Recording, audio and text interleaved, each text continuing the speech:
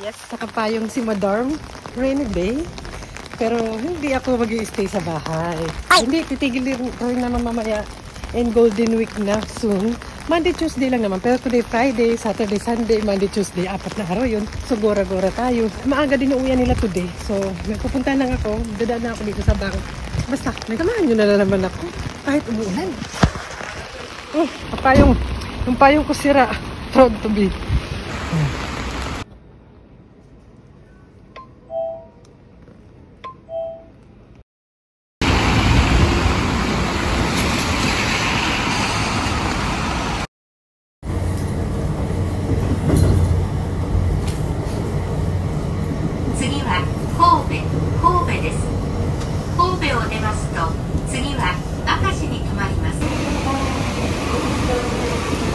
Hi, nandito tayo sa 100 yen. Naka-sombrero pa tsaka mask kasi wala akong makeup eh. Ay! feeling ba? Confident. Ay, nasira tuloy yung buhok. Sombrero na nga ako. Magulo. Bigay to sa akin. Sayang naman di ko nagagamit. Si ate kasi malapit na yung birthday niya. Aba, mga birthday. Pero may mga ganito kami sa bahay. Bigay ng kaibigan ko. Mga pang birthday. Tumitingin ako ng mga cute na magugustuhan niya. Nakita ko to. Parang ginagawa siya, ikaw gagawa. Bumili siya dito before sa 100 yen shop na to. Kendo.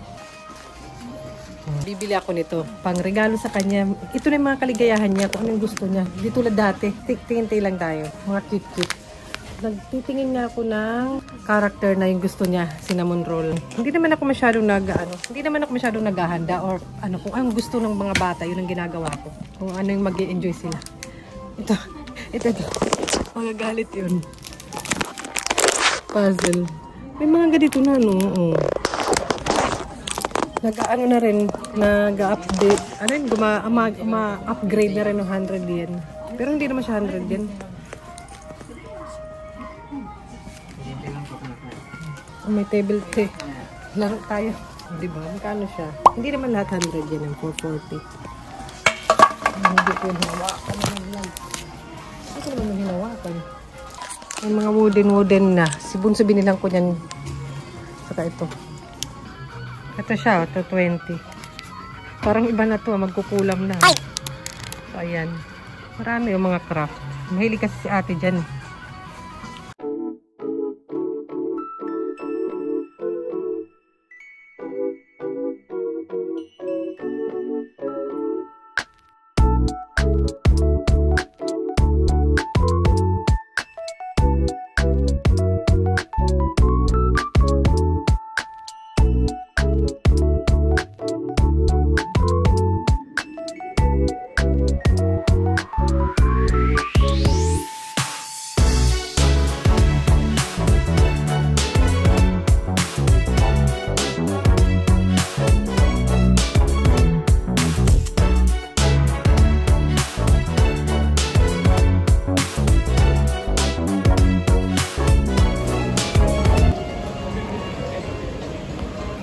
Suki ko to. Suki. Ay, ang dami, oh. Mamaharli ka lang, siguro. Magkano? Diba? Diba? Cute. Ay.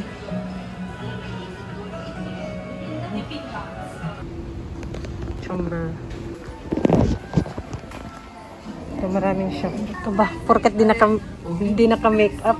Nagsombrero tsaka mask. Feeling. Wala na mababago dyan. Boots. Ay, gusto ko nga bumili ng malaking umbrella. Kasi si ate, gusto na niya malaki. Ayaw niya na yung payong niya. Maraming magagandang bag din dito sa Shimamura. Makit-cute lang. So cute, pang summer. Nalaglag. Cute lang. Pag gusto mo lang forma-forma. Diba? Pang summer na elegante. Para saan to? Cute.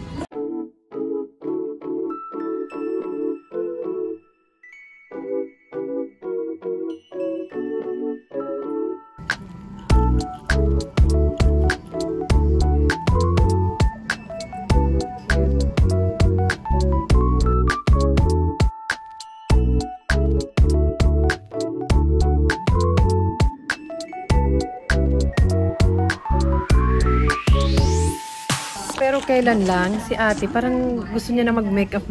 Kasi silang magkaibigan, nagme-makeupan sila. Ay, minake-upan yata siya. Tapos may powder ako nakita doon. Hindi ko alam kung nandun pa. Sa table niya, sa kaibigan daw niya yun. Pero gusto ko naman yung safe sa bata. Ayokong bumili ng kung ano-ano lang na makeup. Yung safe ba? Ano ito? Cinnamon. Ano siya? Parang mabenta yung cinnamon. Wala na eh.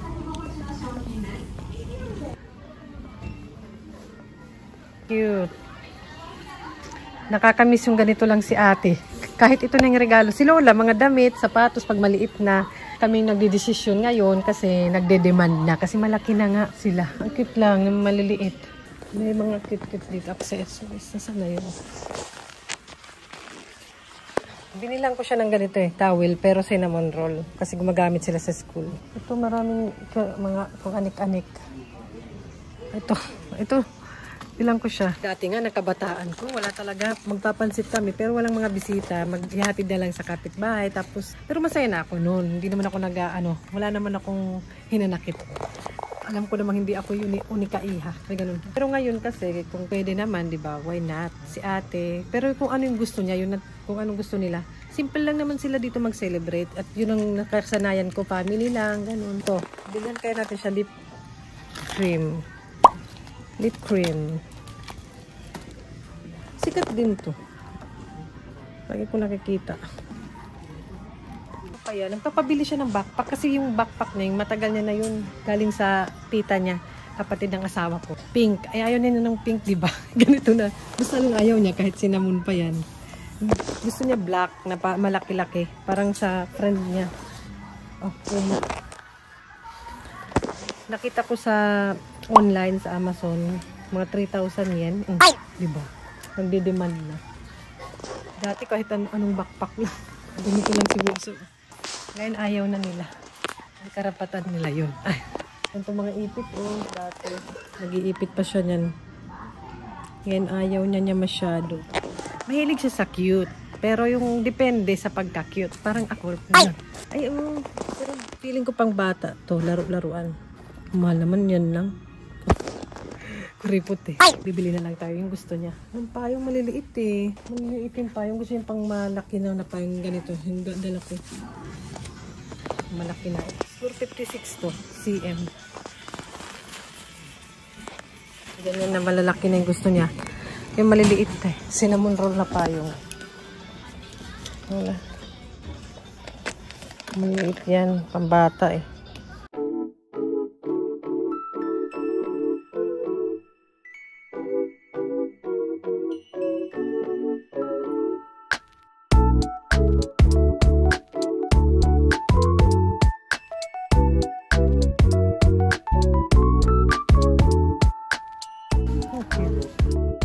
Walang cinnamon na ganito.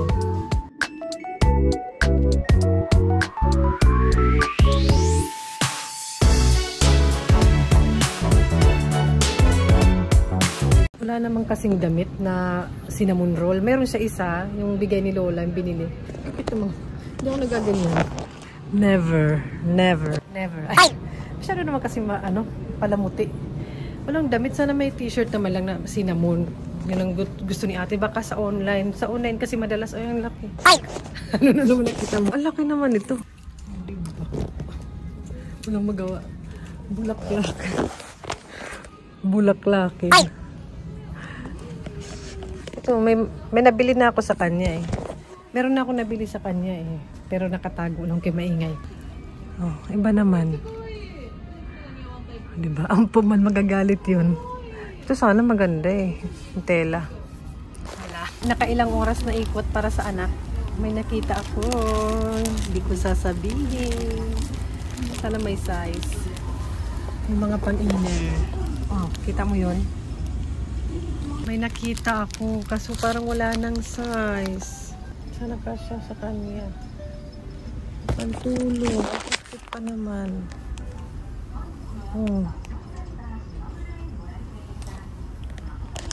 Dahil palang mga cute-cute eh. Mura na. Si mamura. Marami kang pagpipilian. Para mas maraming kurumi. Diba? Next, mag-buffet tayo. Supermarket pala. Mura dito eh.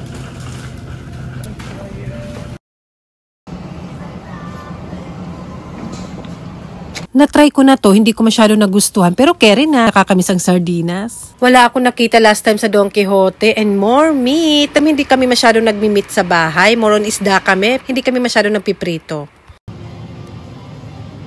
Na-remind ako kanina na naglakad lang pala ako papunta sa station. Ang dami kong binili. Ganda ng mga bulaklak. Ang dami ko tuloy bit-bit. Wala namang problema sa akin maglakad. Kahit isang oras pa yan. Wag lang yung may mga bit-bit ang bigat. Yung sibuyas lang eh. Kasi naman. Kasi Lola may ano siya, may cart. May shopping cart. Yung matatanda dito.